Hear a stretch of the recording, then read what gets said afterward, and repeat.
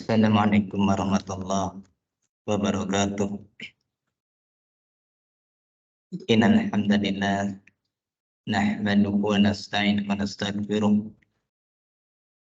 na'udzu billahi min shururi anfusina wa min sayyiati a'malina. May yahdihillahu fala mudilla lahu wa may yudlil falan tajida lahu waliyyan mursyida. Asyhadu an la ilaha illallah wahdahu la syarika lah. Asyhadu anna Muhammadan abduhu wa rasuluh alladzi la nabiyya ba'dah. Ya ayyuhalladzina amanu taqullaha haqqa tuqatih wa la tamutunna illa wa antum muslimun. Ya ayyuhan nas ittaqu rabbakum alladzi khalaqakum min nafsin wahidah wa khalaqa minha zawjaha wa batta minkum rijalan katsiran wa nisaa'an wattaqullaha allazi tasaaluna bihi wal arham innallaha kana 'alaikum raqiba. Ya ayyuhalladzina amanu taqullaha wa qulu qawlan sadida yuslih lakum a'malakum wa yaghfir lakum dhunubakum wa may yuti'illaha wa rasulahu faqad faza fawzan 'azima. Amma ba'd. Alhamdulillah bi ni'matihi tatimmus shalihat. Kita melanjutkan pembahasan kita masih membahas tentang mubtilatul a'mal yang akan merusak amalan. Ada amalan-amalan, perbuatan-perbuatan yang itu bukan hanya menimbulkan dosa, tapi juga merusak amalan yang lainnya. Ada perbuatan-perbuatan ataupun amalan-amalan keburukan yang itu tidak hanya menimbulkan dosa dengan sebab melakukan amalan tersebut, termasuk juga merusak amalan yang lain. Kemarin sudah disampaikan pada pembahasan yang terakhir, itu di antara yang akan merusak amalan lain adalah syurbul khamri, minum khamr. Minum khamrnya sendiri itu haram. Orang yang meminum khamr, dia berdosa dengan sebab melanggar perkara yang diharamkan oleh Allah Subhanahu wa Ta'ala. Selain daripada itu, maka orang yang meminum khamr, sebagaimana yang disampaikan oleh Rasulullah Sallallahu Alaihi Wasallam, Rasul mengatakan bahasanya, kata beliau, man syaribal khamra lam tuqbala salatun arba'ina sabahan. Barang siapa yang meminum khamar, maka tidak akan diterima darinya salatnya selama 40 hari. Kemarin kita baru dibahas sebagian, ya, belum diterangkan secara berkelanjutan, tapi keburu sudah habis waktunya. Nah, di sini diterangkan di antaranya bahasanya di dalam kitab Ta'dhimu Qadris Shalah itu diterangkan, yaitu ucapan Rasulullah Sallallahu Alaihi Wasallam yang mengatakan lan tuqbalu lakus salatun. Maknanya adalah la yusabu ala salatihi arba'ina yawman uqubatan li syurbihi. Maka di sana dikatakan makna tidak diterima salatnya dari dia itu adalah la yusabu ala salatihi, tidak diberikan pahala atas salatnya arba'ina yawman, itu selama 40 hari. Sebagai apa? Uqubatan li syurbihi, sebagai hukuman atas meminum khamrnya. Jadi orang yang dia ini meminum khamr, maka sholatnya 40 hari tidak diterima. Sebagai hukuman, minum khamrnya saja sudah haram. Makanya ini termasuk perkara yang merusak amalan. Karena selain meminum khamrnya adalah haram, berdosa, dia juga merusak amalan sholatnya. Sehingga sholat yang dia kerjakan selama 40 hari tidak diterima oleh Allah Subhanahu wa taala alias tidak diberikan pahala. Dia sholat tapi tidak mendapatkan pahala. Kalau dia tidak sholat, maka jelas dia tambah mendapatkan dosa. Itulah sebabnya kama qalu fil mutakallim yaumal jum'ah, sebagaimana mereka para ulama pun mengatakan tentang orang yang berbicara pada hari Jumat. Orang yang berbicara pada hari Jumat, ya. Di sana diterangkan apa katanya? Wal imamu yakhtubu, sedangkan imam dalam keadaan berkhutbah. Ini ada orang Jumatan, kemudian tiba-tiba dia ngobrol, sedangkan imam dalam keadaan sedang berkhutbah. Maka di sana dikatakan bahasanya innahu yusallil jum'ah wala jum'ata lahu. Sungguhnya dia sholat Jumat tapi tidak ada pahala dari Jumatnya. Sholat Jumatnya sah-sah. Sholat Jumatnya dia kerjakan, iya. Tapi pahala dari Jumatnya tidak ada. Ini kan rugi kan? Ya, kita rugi. Kenapa? Yakni anakul la yu'ta sawabul jum'ah uqubatan litanbihi. Yaitu sesungguhnya dia tidak diberikan pahala Jumatnya sebagai hukuman atas dosanya tersebut. Lagi Jumatan ngobrol. Nah, ini hati-hati nih. Orang Jumatan ngobrol itu enggak boleh. Ya, lagi Jumatan ngobrol mentang-mentangin ya khotibnya nggak kelihatan misalkan di pojokan masjid atau di luar masjid kemudian dia ngobrol, ini bahaya. Dia sholat Jumat tapi Jumatnya tidak mendapatkan pahala dari Allah Subhanahu wa taala. Ini lagok namanya. Ya, perbuatan yang sia-sia. Dia capek beramal tapi amalannya tidak membuahkan pahala. Banyak nanti orang-orang yang beramal sholih, yang dia itu beramal dengan amalan-amalan yang dianggap sholih, tapi ternyata tidak mendapatkan pahala dari amalan yang dia kerjakan. Kemudian waqala An-Nawawi, dan telah berkata Al-Imam An-Nawawi, beliau mengatakan wa amma andamu qabuli salatihi, adapun yang dimaksud dengan tidak diterima salatnya, fa maknahu, maka maknanya adalah anna kulla sawabalahu fiha. Kata Imam An-Nawawi, sesungguhnya tidak ada bagi dia di dalam sholatnya. Tidak ada sawab, tidak ada pahala. Tidak ada ganjaran. Dia sholat capek-capek 40 hari, gara-gara dia senang minum khamr, maka jadilah sholatnya tidak mendapatkan pahala. Kalau nggak dikerjakan, berarti dia tambah dosa. Dosa meninggalkan sholat. Ya. Wong ini mengerjakan saja, dia gugur kewajiban sholatnya, tapi pahalanya nggak dapat. Ya. Kemudian dikatakan wa in kanat mujzi'an fi suqutil fardhi anku, walaupun itu mencukupi bagi dia untuk menggugurkan kewajibannya. Kewajibannya gugur, tapi dia tidak dapat apa tadi? Pahala. Ini kan sayang ya, capek-capek beramal tapi nggak dapat pahala. Ini persis seperti orang kerja. Contohnya orang kerja, capek-capek dia kerja 1 bulan nggak dapat pahala, nggak dapat bayaran. Kira-kira gimana ikhwan? Ini adalah pekerjaan yang sia-sia. Makanya hati-hati dengan orang yang dia ini kemudian meminum khamr walaupun sedikit, iya. Walaupun sedikit, iya. Makanya orang-orang yang tidak suka dengan Islam, bagaimana menjadikan kaum muslim itu ya senang dengan khamr. Ya. Ini tujuannya agar amalan-amalan kita tertahan, ikhwan. Terutama amalan apa? Salat. Padahal kita tahu salat adalah tiangnya agama. Apabila salat itu runtuh, maka itu akan meruntuhkan agama seorang. Dan kita tahu amalan yang pertama sekali dihisab oleh Allah Subhanahu wa taala adalah apa? Salat. Dan kita tahu bahasanya amalan yang mampu menenteramkan hati, yang mampu menjadikan hati ini menjadi nyaman, penyejuk mata, penenang pikiran, itu adalah salat.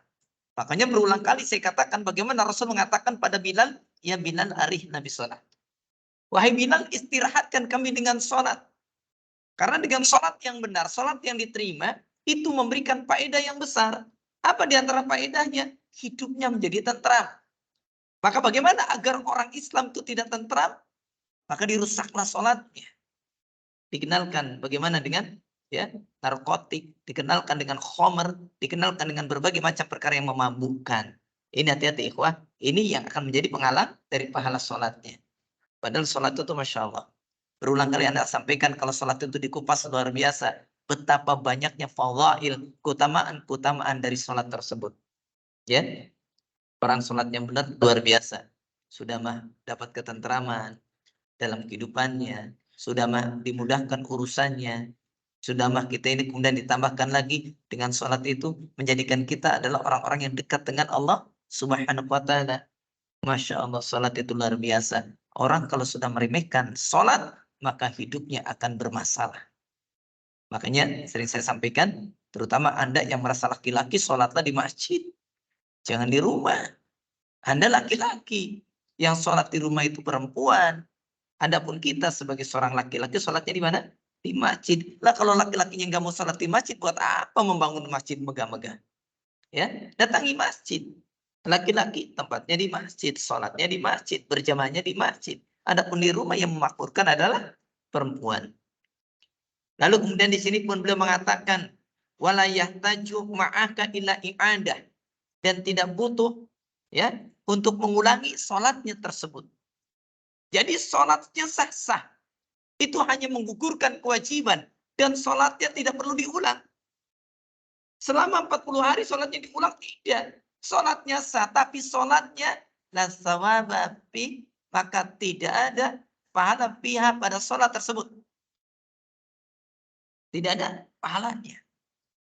Capek bekerja, tapi tidak mendapatkan apa-apa dengan sebab ya tadi. Karena kita meremehkan sholat dengan sebab menjadikan rusak karena minuman keras. Ya, hati-hati. Ya. Jadi jangan menganggap remeh minuman keras ya. Itu yang namanya minuman keras, Masya Allah. Tapi saya kadang heran ya, kenapa minuman keras itu masih tetap banyak beredar di masyarakat.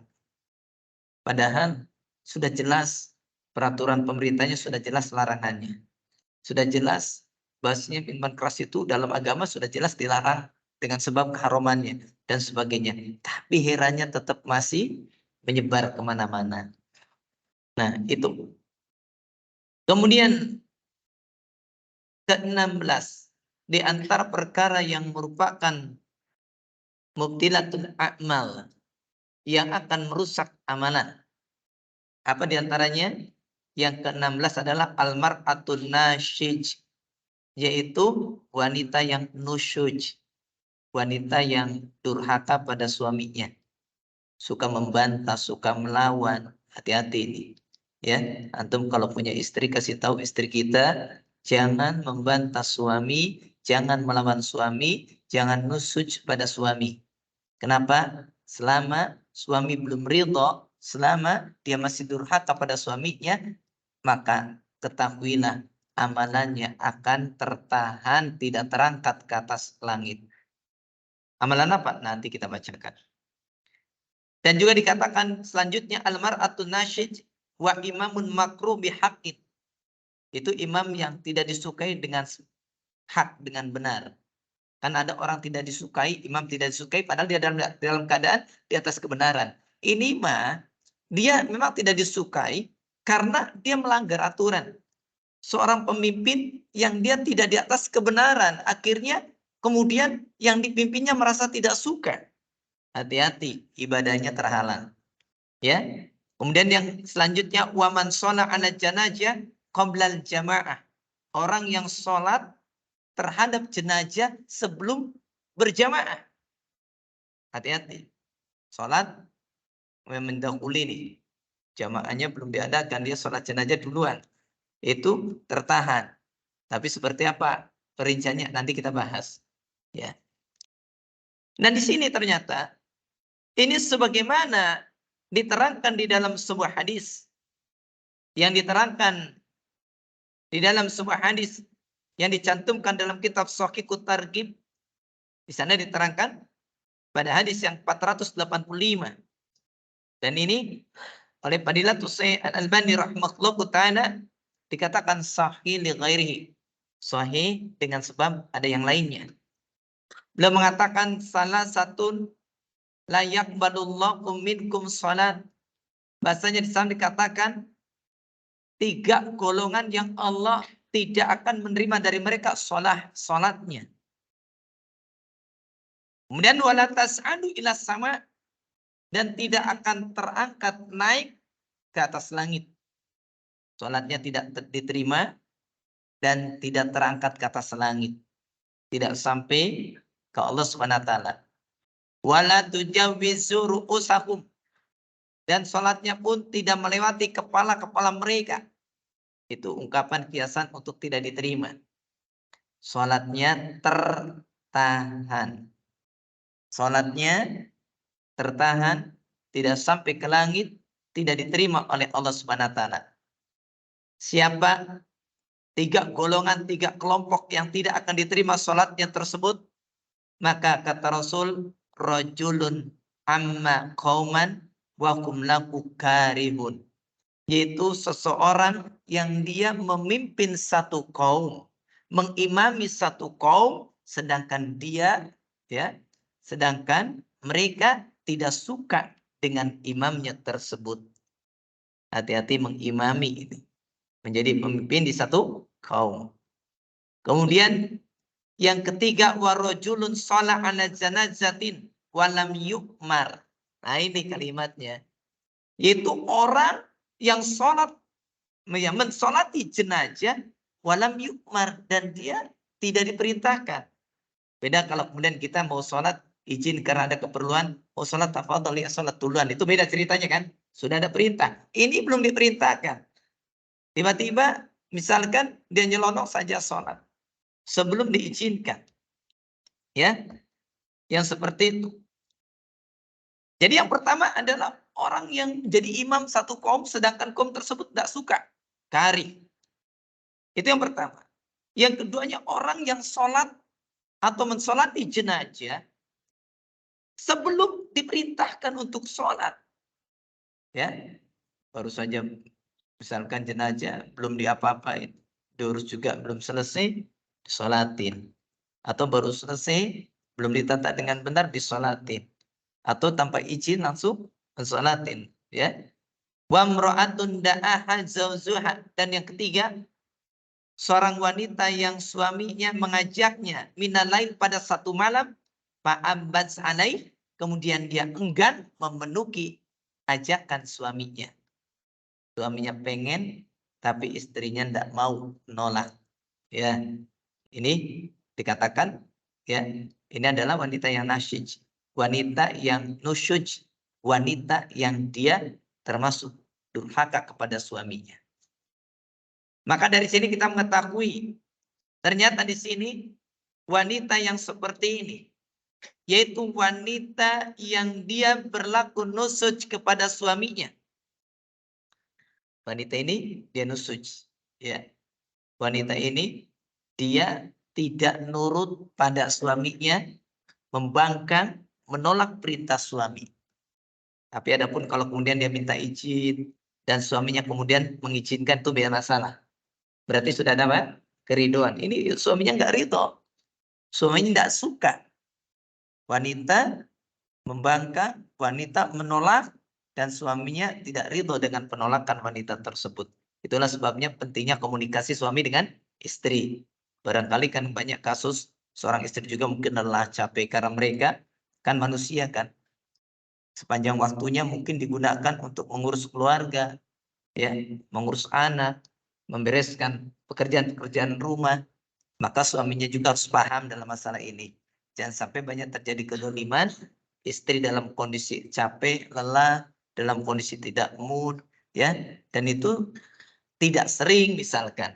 Kalau tiap hari bilangnya nggak mood terus, ya bahaya. Ya, ini beda. Kalau ini memang karena kondisional, betul-betul dia kelelahan, maka carilah solusi. Bicara antara suami dengan istri itu penting. Yang penting dalam rumah tangga itu komunikasi. Tanpa ada komunikasi berat. Tanpa ada komunikasi banyak salah paham. Tanpa ada komunikasi banyak pembangkangan. Itulah sebabnya di dalam rumah tangga butuh adanya komunikasi, itu yang penting. Ya, bicara baik-baik. Insya Allah akan bisa selesai. Kalau kemudian tanpa ada pembicaraan, banyak diamnya, nggak akan selesai. Apa-apa diem, apa-apa diem. Nggak ada pembicaraan, nggak ada alasan. Maka ini akan terjadi masalah besar. Ya. Jadi di dalam hadis ini tiga golongan itu. Yang pertama adalah seorang yang dia menjadi imam. Sedangkan yang dipimpinnya nggak suka. Yang dipimpinnya itu karih. Karihun. Mereka adalah orang yang karih. Orang yang tidak senang. Dengan sebab mungkin karena jeleknya orang yang memimpin tersebut atau seperti apa. Atau juga diantaranya yaitu orang yang mensolati jenazah lebih awal. Tanpa permisi, tanpa basa-basi, itulah perlunya etika. Apa susahnya kita datang ke situ bertanya, minta izin. Bapak, Ibu, ini jenazah, boleh saya sholat lebih awal? Saya ada keperluan. Kan begitu kan? Enak bicara. Sebenarnya Islam itu indah. Islam itu mengedepankan etika. Memang Rasul diutus untuk apa? Menyempurnakan akhlak itu. Innama bu'itsu liutamima makarimal akhlak. Di dalam riwayat Imam Ahmad bagaimana Rasul mengatakan, hanyalah aku ini diutus dalam rangka untuk menyempurnakan akhlak yang mulia. Islam itu mengajarkan bagaimana kita beretika. Islam mengajarkan kita ini harus memiliki moral, memiliki adab, memiliki sopan santun. Itulah sebabnya kenapa kita itu mesti belajar. Kan kita tahu bahasanya ketika Rasul berdoa dengan kalimat Allahumma inni a'udzubika ya min ilmin la yanfa. Ya Allah, aku berlindung kepadamu dari ilmu yang tidak bermanfaat. Maka ketika menafsirkan kalimat ini, menjelaskan kalimat ini, Fadilatul Syekh Muhammad bin Jamil Jainu dalam kitab Kaifan Nafhamul Quran beliau mengatakan bahasanya 3 ciri ilmu itu tidak manfaat. Pertama, tidak diamalkan. Kedua, tidak diajarkan. Ketiga, tidak mampu merubah akhlak yang jelek. Jadi satu ilmu dikatakan tidak manfaat kalau dia itu tidak menjadi amalan. Dia berilmu, dia menuntut ilmu, dia rajin menghadiri majelis ilmu. Kayak kita sekarang duduk di majelis ilmu. Tapi ternyata duduknya kita di majelis ilmu itu tidak mampu menjadi amal. Ilmu itu hanya sekedar memenuhi catatan di dalam tulisan-tulisan atau di dalam buku kita. Catatannya banyak, tapi praktiknya tidak ada. Catatannya banyak, tapi mengamalkannya enggan. Padahal dia tahu itu adalah al-haq. Ya. Kalau kemudian ma'rifatul haq alal batil itu mudah. Mengetahui antara yang hak dan yang batil itu sudah mudah. Akan tetapi isarul haq alal batil ini yang berat. Bagaimana dia mendahulukan al-haq di atas al-batil. Kadang kita ini menghadapi seperti itu. Kita tahu ilmunya, tapi kita tidak mau mengamalkan ilmu tersebut. Ini yang berat. Karena ini jangan dikira tidak ditanya. Ketika Rasulullah SAW menyampaikan dalam hadis At-Tirmidzi, riwayat Imam At-Tirmidzi, bagaimana ketika Rasul menyampaikan bahasanya la tazulu qadama 'abdin yaumil qiyamah hatta yus'ala an arba'. Tidak akan bergeser 2 telapak kaki seorang hamba pada hari kiamat sampai ditanya tentang 4 perkara. Di antaranya an ilmihi fima amila, tentang ilmunya untuk apa dia amalkan. Jadi ilmu itu menuntut beramal, Pak. Jangan sampai kemudian kita ngumpulin ilmu tapi amalannya tidak ada, berarti ilmunya tidak manfaat. Jadi karena ilmu bermanfaat dengan cara apa? Ilmu itu dipraktikkan dengan amalan. Ya. Kemudian yang keduanya tadi, ilmu itu diajarkan. Kita punya ilmu, ajarkan. Loh Ustaz, kan kalau kita punya ilmu diajarkan, kan kita bukan guru. Ya kita ini bukan guru secara resmi, tapi setiap kita adalah pendidik di dalam rumah tangga kita. Pemimpin. Kita ini adalah pemimpin di dalam rumah tangga. Allah yang mengatakannya ar-rijalu qawwamuna 'alan nisa. Yang namanya laki-laki itu pemimpin para wanita. Ajarkan pada istri kita, minimal istri kita. Istri kita lah menjadi murid pertama kita. Kalau ada anak, anak kita. Ada saudara-saudara kita. Kita dapat catatan ilmu. Sekarang kita ngaji, ulang, ajarkan. Kasih tahu anak kita, kasih tahu istri kita. Kan karena kita juga nggak mau kan amalan mereka juga rusak. Maka ajarkan. Sampaikan pada mereka. Wahai istriku sayang, wahai anakku sayang, lihatlah ini. Bagaimana bahasanya para ulama mengajarkan pada kita. Berdasarkan nas dalam kitab dan sunnah. Bahasanya larangan-larangan yang harus kita penuhi, yang harus kita hindari. Yang ini akan merusak amalan yang lain. Ini amalannya, disampaikan. Diajarkan. Lalu kemudian yang ketiganya, itu yang ilmu tidak bermanfaat kalau dia tidak mampu merubah karakter seseorang yang jeleknya. Seumur-umur ngaji, karakternya nggak berubah. Yang asalnya kasar tetap kasar. Yang asalnya kemudian orangnya tidak sabaran tetap tidak sabaran. Yang asalnya malas-malasan tetap malas-malasan. Lalu untuk apa Anda menuntut ilmu? Seharusnya ilmu itu mampu merubah karakter. Yang asalnya kita bicara ceplas-ceplos sekarang ditahan. Karena kita mengetahui Rasul mengatakan qul khairan au liyasmut. Katakan yang baik atau lebih baik diam. Kan begitu kan? Ini sudah ngaji, ceplas-ceplosnya masih ada. Tidak pernah berpikir apakah orang lain begitu kita nyeplos dia sakit hati atau tidak. Nah ini. Apakah kemudian kalimat yang kita keluarkan itu adalah kalimat yang hak atau yang batin? Apakah mendatangkan maslahat atau mudarat? Yang seperti ini harus kita pikirkan. Jangan kemudian, sudahlah, enggak apa-apa. Jangan. Ya, ini penting. Ilmu bermanfaat seperti tadi. Ya. Jadi, sampaikan. Nah ini, merubah akhlak. Jadi kita pun juga sama ya. Etika adab akhlak itu ditekankan. Islam itu mengajarkan tata krama ikhwah. Dan bagaimana dakwah Rasulullah SAW itu sampai kepada umat. Bagaimana banyak yang mengikuti karena indahnya akhlak Rasulullah SAW. Kita juga sama. Ya, kita jangan kemudian menghukumi istri kita. Anda itu nusuj. Tapi kita nggak pernah ngasih tahu apa itu nusuj. Atau kitanya nggak pernah toleransi dengan mereka. Atau kita nggak pernah mau memahami kondisi mereka. Juga salah. Ya, manusiawi. Bukankah wanita itu tercipta dari tulang rusuk yang bengkok? Nah, di dalam satu hadis seperti itu. Di dalam redaksi yang lain. Dalam riwayat Imam At-Tirmidzi pada hadis yang ke-36. Di sana dikatakan salah satu latujawizu salatukum adanahu. Itu dikatakan salah satu 3 golongan. Latujawizu salatuhum adanahu. Yaitu yang sholat mereka tidak melebihi telinga-telinga mereka. Ya, dalam redaksi yang lain menggunakannya seperti itu. Siapa? Ternyata dalam redaksi yang lain menggunakan al-abdul abiq. Yang pertama, budak yang kabur. Kemarin udah ya. Budak yang kabur. Budak yang kabur itu tidak akan diterima sholatnya. Sholatnya tidak akan pernah melebihi telinga mereka. Karena makna bahasanya tidak melebihi sholatnya pada telinga mereka. Maknanya yaitu bahasanya lanarfa'u sholatakum fawqa ru'usikum siburan. Bahasanya kami tidak akan mengangkat sholat-sholat mereka di atas kepala-kepala mereka walaupun 1 jengkal. Nggak melewati. Walaupun 1 jengkal nggak akan terlewati. Artinya apa? Sholatnya tertahan, tidak sampai ke langit, tidak sampai mendapatkan balasan pahala dari Allah Subhanahu wa Ta'ala. Siapa 3 golongan ini? Kalau di dalam redaksi ini, yang pertama adalah al-abdul abiq, yaitu budak yang kabur, yang lari dari tuannya hatta yarji'a, sampai dia kembali. Nah ini, yang pertama ini. Kalau di sini menggunakan redaksi, ya ternyata hampir sama dengan poin yang keberapa ya kemarin. Ya, budak yang kabur kan? Itu poin yang kayaknya ke-14 ya. Ya. Budak yang kabur. Hatta sampai yarji'a, sampai dia kembali pada tuannya. Jadi kalau budak ini kabur misalkan 1 hari, maka selama 1 hari itu sholatnya nggak diterima. Kalau kaburnya semakin lama seminggu, berarti tidak diterimanya berapa? Seminggu. Kalau dia 1 tahun, tidak diterima selama 1 tahun. Kalau dia kemudian seumur-umur nggak balik lagi. Gimana kira-kira? Ya, kalau tuannya membebaskan, sudahlah budak saya nggak pulang-pulang. Sudahlah saya ikhlaskan dia bebas.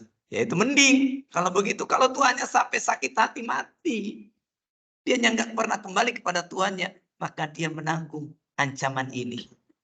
Ya, itu. Hati-hati yang seperti itu. Lalu kemudian dikatakan wamro'atun batat wa zawzuha 'alaiha saqit. Yaitu seorang wanita yang dia bermalam sedangkan suaminya itu sakit. Ya, suaminya itu ternyata murka, marah kepada dia. Bermalam marah. Ya mungkin bikin masalah. Mungkin dia menolak ajakan suaminya. Hati-hati. Makanya para wanita kalau kemudian malam-malam suaminya marah, nggak ridho, jangan tidur dulu. Minta keriduan suami. Ini mah biarin aja suami saya marah, paling besok juga sadar lagi. Tidur dia. Sepanjang dia tidur itu malaikat melaknati. Hati-hati.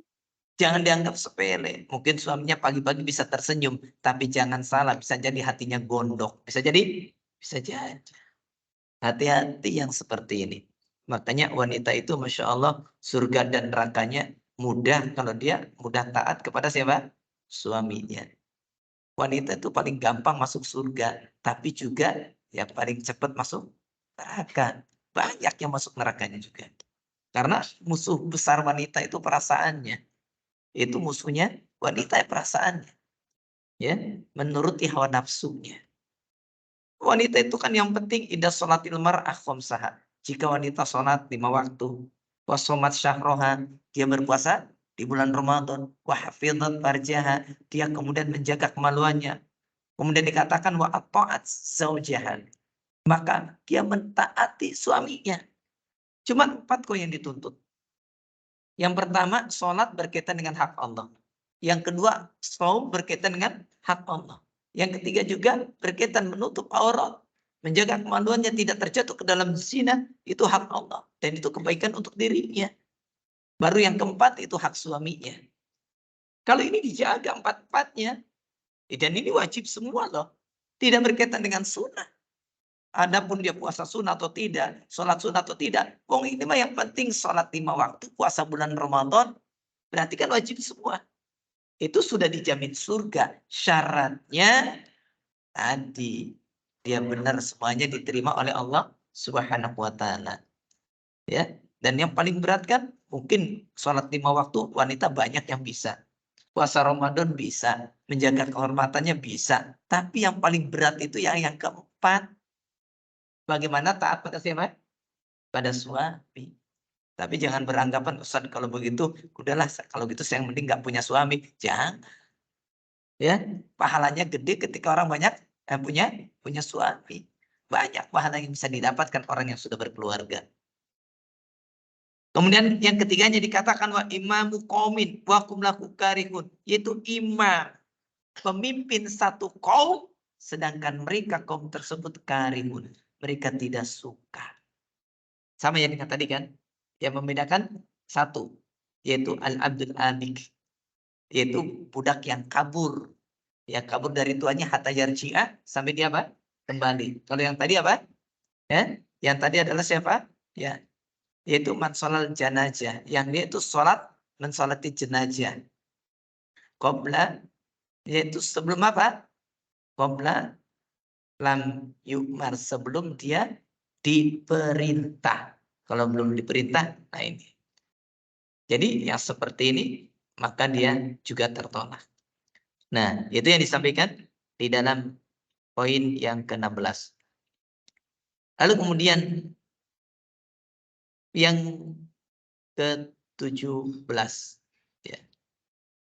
Kita lihat di sini. Yang ke-17 ini. Bagaimana diterangkan yang ke-17. Al-kalam wal imamu yakhtubul jum'ah. Wa kada man masal aso wa ma yusbi'uhu. Maka yang selanjutnya. Yang ini. Yang akan menjadikan perusak amalan yang lainnya, yaitu al-kalam, berbicara, wal imamu yaktubul jum'ah, sedangkan imam dalam keadaan berkhutbah Jumat. Khutbah Jumat tadi sama ya, tadi sudah disebutkan, tapi dalam keterangan ketika sudah menerangkan khomer. Kemudian wakanda man masal asok, dan demikian pula orang yang memegang asok, kerikil, batu, ya, bahasa kitanya dia sambil berhitung. Kalau sekarang ganti dengan biji-bijian, tasbih, kan banyak kan yang mengganti seperti itu. Wa mayusbihu, dan apa yang serupa dengannya.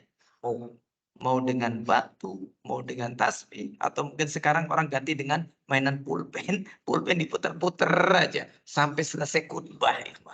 Barangkali ada yang kemudian sepanjang khutbah dia mainan jerawat aja. Ini yang bahaya. Artinya apa? Intinya adalah orang-orang yang tidak perhatian dengan khutbahnya, dia sibuk dengan perkara-perkara yang lain. Mainan jari jemari, mainan apa saja. Dia tidak memperhatikan khutbah. Ya, orang yang seperti ini, maka di antara perkara yang akan menjadikan seseorang tersebut, maka dia menjadi orang yang lagho, menjadi orang yang kemudian Jumatnya tidak mendapatkan apa-apa. Ini sebagaimana diriwayatkan oleh Imam Ibnu Majah pada hadis yang ke-847 dan disahihkan oleh Fadilatul Syekh Al-Albani rahimahullah taala. Beliau mengatakan man masal aso faqad lagha. Barang siapa yang dia itu memegang batu di saat Jumat ini, faqad lagha, maka sungguh dia telah lagha. Dia telah lagha. Lagha itu artinya dia telah sia-sia Jumatnya. Kenapa? Karena dia tersibukkan dengan batu tersebut. Ya, dia malah sibuk dengan batu. Dia sibuk. Seharusnya dia mendengarkan Jumat. Seharusnya dia mendengarkan khutbah. Tapi dia enggak. Dan hadis ini sebenarnya potongan dari hadis yang cukup panjang. Ada redaksinya dari sahabat Abu Hurairah tentang sholat Jumat. Bagaimana beliau mengatakan, kata Abu Hurairah, bahasanya qala Rasulullah sallallahu alaihi wasallam. Rasulullah SAW bersabda, kata Rasul, man tawaddo'a fa ahsanal wudu'a. Barang siapa yang dia berwudu, kemudian dia membaguskan wudunya. Dia berangkat, ya. Summa atal jumu'ah, kemudian dia mendatangi sholat Jumat. Pastama'a, kemudian dia mendengar khutbah, ya. Wa ansata, dan dia kemudian diam. Dengar khutbah, diam. Ini faedahnya kenapa? Orang Jumatan itu jangan banyak ngantuk. Orang Jumatan itu jangan banyak mainan.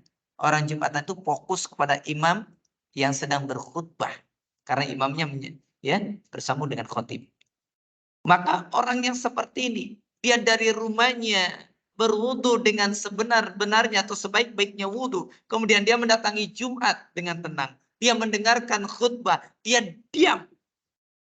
Maka gufirun lahu ma bainahu wa bainal jumu'ah, maka akan diampuni bagi dia dosanya antara dia dengan Jumat yang akan datang. Berarti berapa hari? 7 hari. Wa ziyadatu salasati ayam. Kemudian ditambah dengan 3 hari. Berarti berapa? 10 hari. 10 hari dosa-dosa kecilnya dihapuskan. Enak kan? Enak ikhwan. Kalau Jumatnya benar, masalahnya kita ini banyak yang Jumatnya kurang benar. Oh, Jumat banyaknya ngantuk. Ya Ustadz, daripada kita mainan ini kemudian jadi batal, jadi sia-sia, yang mending ngantuk sama aja ikhwan. Ya. Atau ngobrol, nah ini bahaya. Lago, ya. Waman masal aso, dan barang siapa yang dia memegang batu, dia memainkan batu, maka faqad lago, maka kata Rasul, sungguh dia telah sia-sia. Kalau pengen tidak sia-sia, dia berwudu, dia mendengarkan, dia diam. Kalau kemudian dia bicara, kalau dia kemudian sibuk dengan urusan-urusan yang lainnya selain dari ibadat Jumat tersebut, ya lah, gak ada faedah, ikhwan. Sayang. Nah, itu yang kemudian kemarin, yang tadi sudah disampaikan. Bagaimana ketika diterangkan di dalam kitab tadi Muqaddis Shalah, ini kan dikatakan kama qalu fil mutakallim yaumal jumu'ah, sebagaimana orang yang mereka katakan tentang orang yang berbicara pada hari Jumat. Kalau tadi kan masalah aso kan. Dia memegang batu, memainkan batu. Nah, adapun ini yang berbicara juga sama. Orang yang ngomong ketika sholat Jumat, wal imamu yakhtub, sedangkan imam dalam kondisi berkhutbah, innahu yusallil jum'ah wala jum'atan aku. Sungguhnya dia sholat Jumat, tapi tidak ada pahala Jumat bagi dia. Yakni anakul la yuqta sawabul jum'ah ukubatan lidandi. Sungguhnya dia tidak diberikan pahala Jumat sebagai hukuman atas dirinya. Nah itu. Makanya hati-hati. Ini yang akan menghancurkan. Sholat Jumatnya hancur, rusak gara-gara ngomong. Rusak gara-gara dia sibuk memainkan perkara yang bukan bagian dari ibadah-ibadah Jumat. Itu adalah poin yang ke-13. Ada poin-poin yang 18, 19, 20, 21, 22, 23 ya. Insya Allah akan kita lanjutkan pada pertemuan yang akan datang. Insya Allah di sini ada sekitar berapa ya? Ada lumayan banyak ya. Itu yang akan menjadikan perusak dari amalan-amalan manusia. Mudah-mudahan Allah Subhanahu wa taala menjaga kita dari perusak amalan ini dan menjadikan semua amalan kita adalah amalan yang diterima di sisi Allah Subhanahu wa taala. Baik, itu saja yang bisa saya sampaikan. Semoga bermanfaat khususnya bagi Anda yang menyampaikan dan umumnya bagi yang hadir dan mendengarkan. Syukron. Jazakumullah khairan wallahu a'lam bishawab. Subhanakallahumma bihamdika asyhadu an la ilaha illa anta astaghfiruka wa atubu ilaik. Akhiru da'wana alhamdulillahi rabbil alamin. Assalamualaikum warahmatullahi wabarakatuh.